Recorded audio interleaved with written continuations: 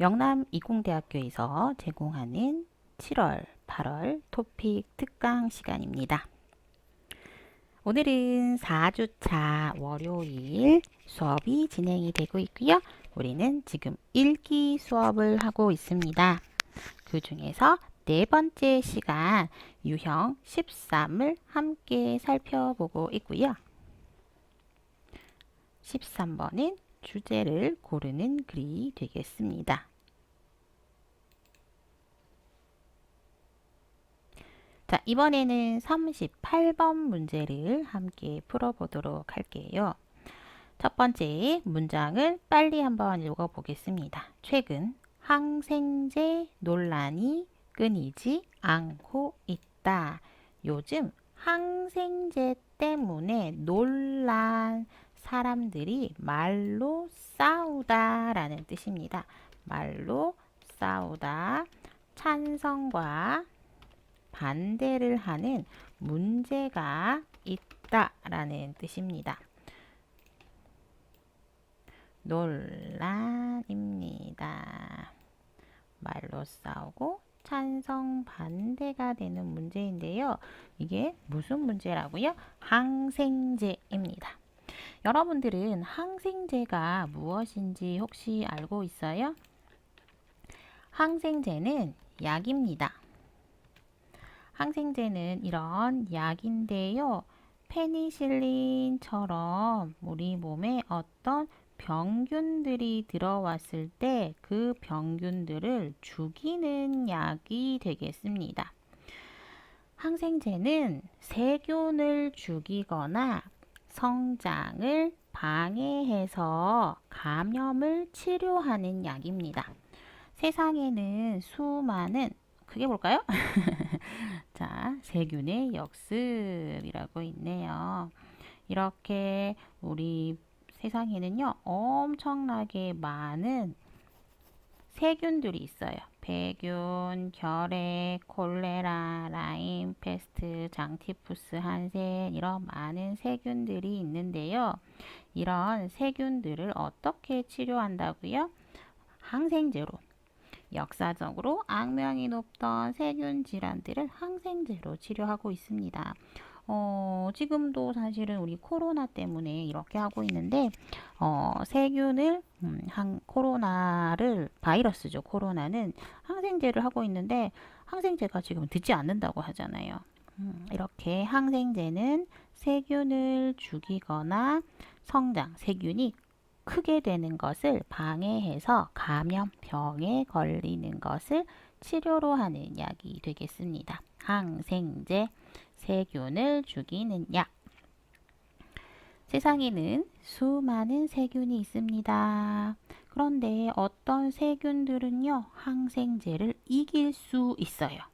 그걸 항생제 내성이라고 합니다. 항생제 내성, 항생제로 안 죽어요. 항생제 이길 수 있어요.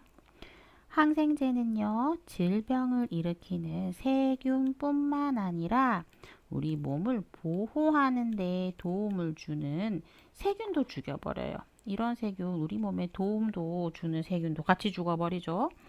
그런데 항생제도 잘 죽지 않는 나쁜 항생균, 항생제 내성균이 출현하기 쉬워집니다.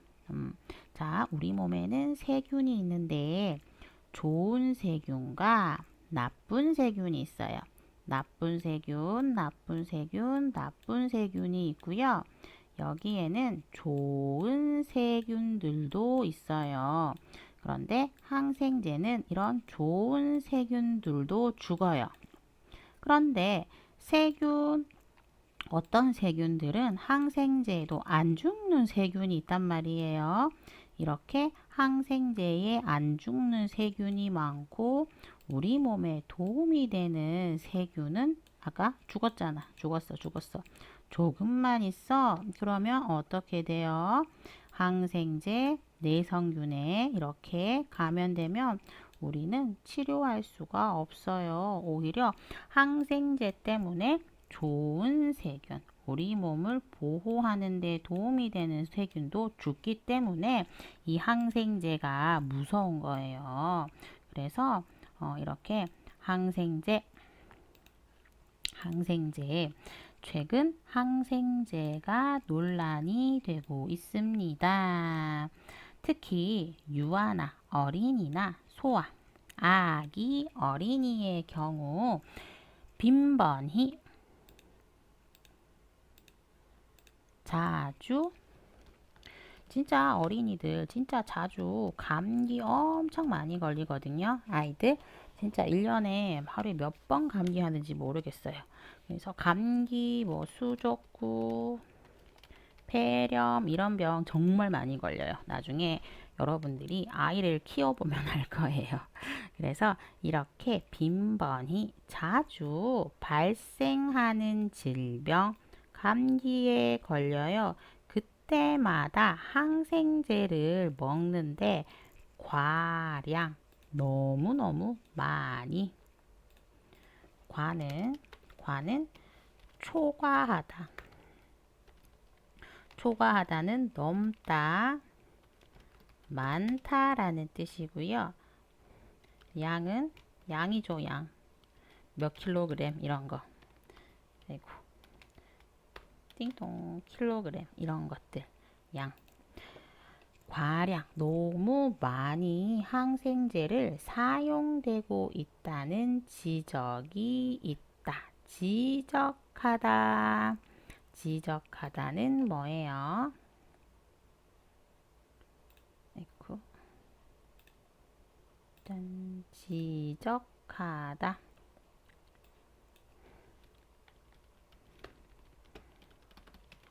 지적하다. 이렇게. 너 잘못했어. 너 잘못했어. 이렇게 이야기하는 것을 지적하다. 지적하는 거예요. 너 잘못했잖아. 너 이거 잘못했어. 너 이거 잘못했어. 이런 지적이 있습니다. 지는 이 손가락을 이야기해요. 지적. 나쁜 점을 가리키면서 이야기하는 것을 지적하다라고 이야기하게 됩니다. 자, 이렇게 넘어가 버렸네. 자, 이렇게 돌아왔어요. 이렇게 항생제를 너무 많이 사용하게 되면 어린이들한테 진짜 나쁘죠. 왜? 우리 몸에 있는 좋은 세균도 죽어서 오히려 병을 치료할 수가 없게 되기 때문입니다. 그래서 지적이 있다. 손가락으로 가리키면서 나쁘다라고 이야기하는 것입니다. 지는 손가락, 즉 나쁘다고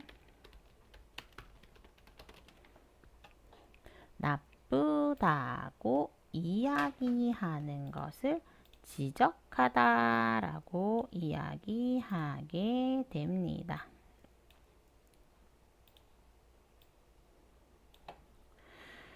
어린 나이에 어린아이가 지속적으로 지속은 계속이라는 뜻입니다. 지속적으로 계속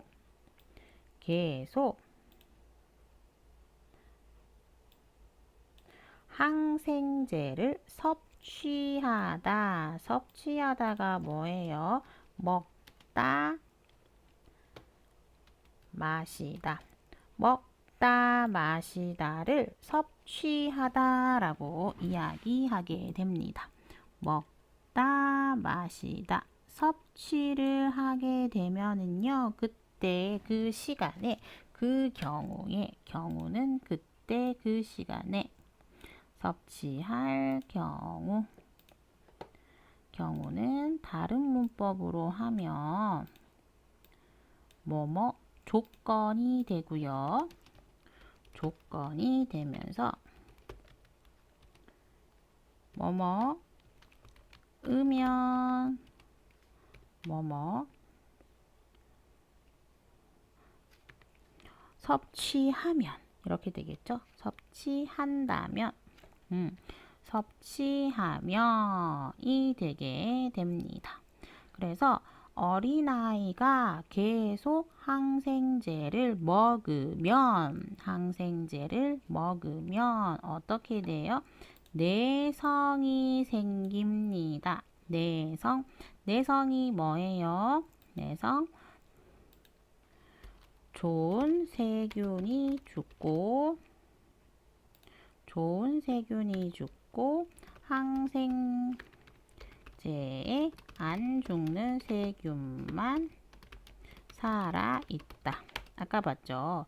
좋은 세균만 죽고, 여기 있을까?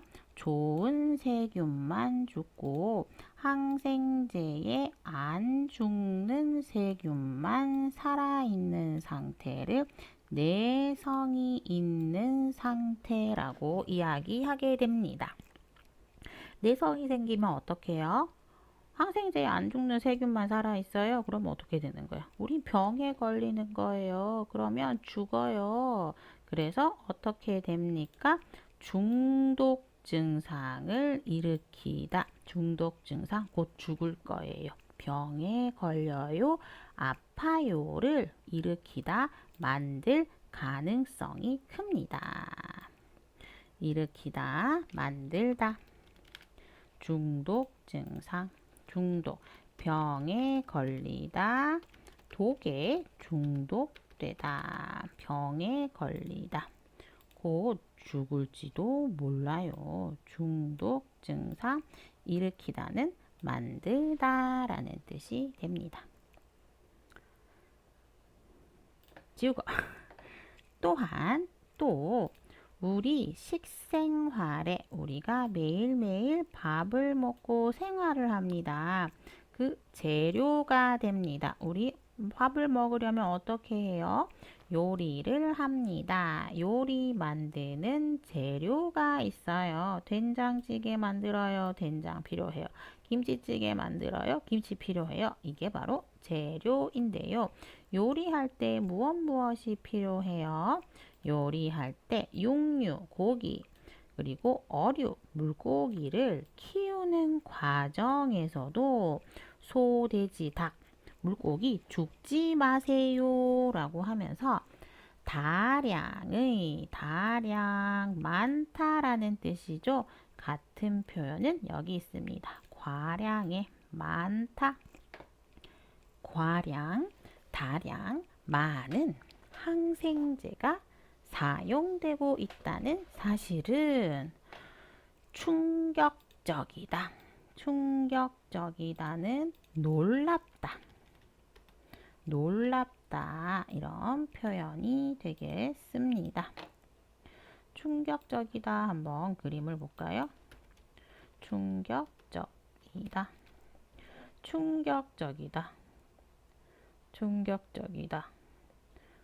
주윤발의 최근 모습은 충격적이다, 놀랍다.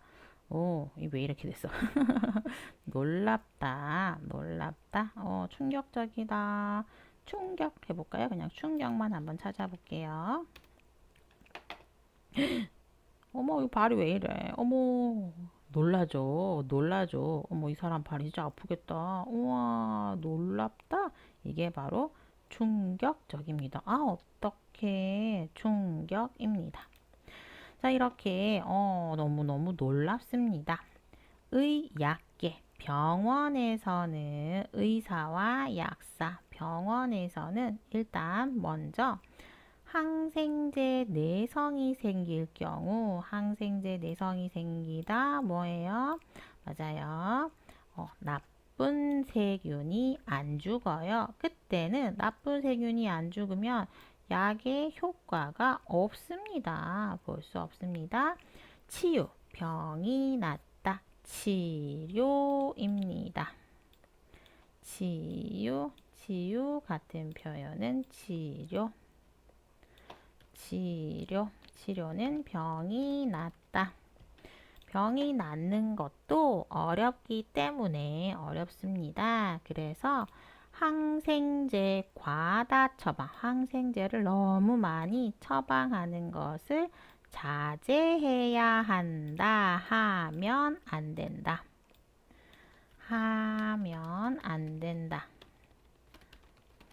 앞에 처방이 있어요. 처방을 하면 안 돼요. 처방 no. no라는 표현이 되겠습니다. 항생제 남용 문제 여기 있네요. 항생제 남용 문제는 남용은 너무 많이 사용하다. 남은 너무 많이, 용은 사용하다 라는 뜻입니다. 항생제를 너무 많이 사용하는 문제에 대해서 그래서 항생제 과량, 다량, 여기 남용까지 함께 이야기를 할 수 있겠네요. 항생제를 너무 많이 사용하는 것에 대해서 어떻게 되고 있다고요? 목소리를 높이고 있다. 목소리가 커지다 라는 뜻이에요. 목소리가 커지다. 목소리가 선생님 목소리가 작다. 선생님 목소리가 크다. 목소리가 커지다는요. 다른 표현으로 주장하다. 이야기하는 사람들이 많아지고 있다. 이야기하는 사람들이 많아지고 있습니다. 이야기하는 사람들이 점점 많아집니다. 이런 표현을 쓸 수가 있겠습니다. 그래서 목소리가 커지다는 이야기하는 사람이 많습니다. 여러분 생각에도 항생제 너무 많이 쓰면 안 되겠죠? 항생제는 조금만 쓰는 게 좋을 것 같습니다. 자, 이제 이 글의 주제 한번 봅시다. 항생제 조금만 씁시다. 1번 항생제 과다 사용 및 섭취를 막아야 한다. 여기 정답 바로 나오네요. 항생제 과다 사용. 과다는 뭐예요? 여기 있죠? 과량, 다량, 그래서 과다입니다. 항생제를 너무 많이 사용하는 것, 남용하는 것, 그리고 섭취, 먹는 것을 막아야 합니다. 이게 정답이고요. 2번. 질병을 치료하는 약에 항생제를 사용해서는 안 된다? 아니죠. 질병 치유할 때는 항생제 필요합니다. 그런데 너무 많이 과다가 안 됩니다. 라는 표현이고요. 3번. 육류나 어류에도 과다한 양의 항생제가 포함되어 있다. 맞습니다. 글은 맞는데요. 이건 예죠, 예. 육류나 어류에도 과량의 항생제가 사용을 하고 있어요. 사실이야, 사실. 그런데 이거는 주제는 아니라는 거죠. 이것은 사실이지만 주제는 아닙니다. 주제가 아닌 글이 됩니다. 4번. 항생제를 올바르게 사용하기 위한 법이 제정되어야 된다. 법이 필요하다. 법이 만들어져야 합니다. 라는 것은 이 글에서 나오지 않고 있습니다. 중요한 것은 과다 처방, 과다 사용을 막아야 합니다. 라는 것입니다. 자, 그래서 저희 38번 문제 풀어보았고요. 이제 문학연습 2번 다시 한번 우리 주제를 좀 더 문제를 함께 풀어보도록 하겠습니다. 다음 글의 주제로 가장 알맞은 것을 고르세요. 한번 빨리 읽고 빨리 문제를 풀어볼까요? 현대인들이 하루 중 아무것도 하지 않고 쉴 수 있는 시간은 얼마나 될까요? 아무것도 하지 않고 쉴 수 있는 시간. 여러분들은 아무것도 안 하고 쉴 수 있는 시간이 있어요? 선생님들은 별로 없는 것 같아. 우리는 보통 무언가를 사고해야, 생각해야, 사고하다, 생각하다. 생각을 해야 뇌의 기능이 향상된다. 생각을 해요. 무슨 생각을 해요? 생각을 하면 우리의 머릿속 이 뇌가 똑똑해집니다.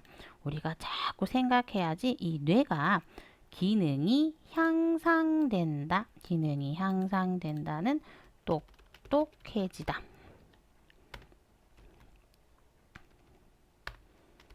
똑똑해진다라고 생각할 수가 있겠습니다. 똑똑해집니다. 생각하다, 사고하다, 똑똑해진다고 생각하기 쉽습니다. 하지만 그런데 실제로는 아무것도 하지 않는 시간에 우리의 뇌에서는 어떤 일이 일어날까요? 기억합니다. 어제 뭐 했어요? 또 창의력, 새로운 생각을 높일 수 있는 다양한 활동들이 이루어집니다. 기억과 창의력, 새로운 생각. 창의력은 새로운 생각, 아이디어라고 할 수 있겠습니다. 우리가 머리에 아무것도 하지 않을 때 새로운 생각이 만들어질 수 있습니다. 이런 창의력을 높일 수 있는, 창의력을 만들 수 있는 다양한 활동들이 이루어집니다. 우리 뇌에는요, 어떤 게 있기 때문이에요? 이런 인지작용을 하지 않을 때, 이게 뭐예요? 아무것도 하지 않고 있을 때. 인지가 뭐냐면, 인지가 바로 생각을 하다라는 것이 됩니다. 인지는 생각하다라는 거고요. 생각을 하지 않을 때 활성화되다, 여기에 기능이 향상된다가 바로 활성화되는 것인데요. 기능이 향상됩니다. 활성화되는데요. 이 부분을 바로 무엇이라고 합니까? 디폴트라고 하게 됩니다. 이 디폴트에서는요, 기억을 저장합니다. 그래서 또 뇌의 활동을 돕습니다. 그래서 어때요?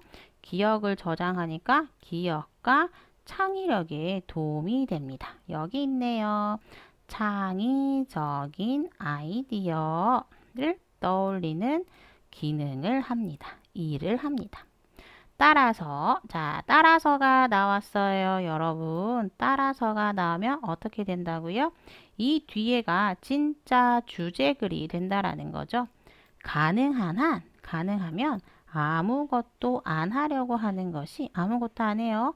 오히려 머리를 좋아지게 만들게 됩니다. 라는 거죠. 여러분, 아무것도 하지 마세요. 똑똑해진대요. 기억력도 좋아지고 똑똑해진대요. 똑똑해지려면 아무것도 안 해야 된대요. 그래서 정답을 한번 찾아볼까요? 1번. 뇌의 능력을 발전시키기 위해서는 뇌를 쉬게 해야 된다. 오, 이거 어때요? 뇌를 발전시키기 위해서는 이게 뭐예요?